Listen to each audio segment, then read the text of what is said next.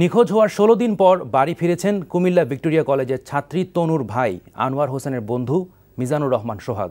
বাড়ি ফিরে সোহাগ জানান, নিখোঁজ হবার পর কয়েকদিন অজ্ঞান অবস্থায় ছিলেন তিনি। কুমিল্লা প্রতিনিধি মোহাম্মদ জালাল উদ্দিনের পাঠানো রিপোর্ট।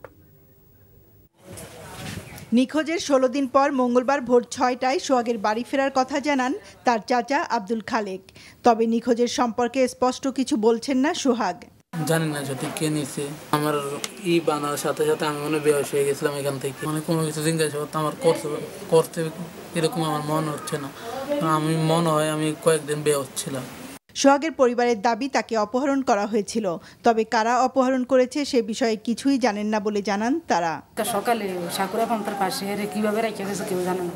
আমার দেওয়ার যখন মসজিদ থেকে নামাজ পড়ে উত্তর দিকে গেছে, যাওয়ার পরে দিয়ে দাঁড়াইয়া ঘুরার পরে সোহাগ করে ডাক দিছে সারা দেন।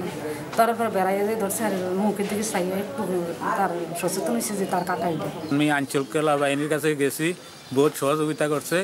আল্লাহ দরবারে সকলের কাছে সহযোগিতা পাইছি। ৩০শে মার্চ সোহাগের বাবা নুরুল ইসলাম কুমিল্লার বুড়িচং থানায় জিডি করেছিলেন। গত ২৭শে মার্চ রাতে সাদা পোশাকের কিছু লোক আইনশৃঙ্খলা বাহিনীর পরিচয়ে সোহাগকে বাসা থেকে তুলে নিয়ে যান বলে ৩রা এপ্রিল সংবাদ সম্মেলনে অভিযোগ করে তাকে ফিরে পাওয়ার আবেদন জানিয়েছিল পরিবারটি।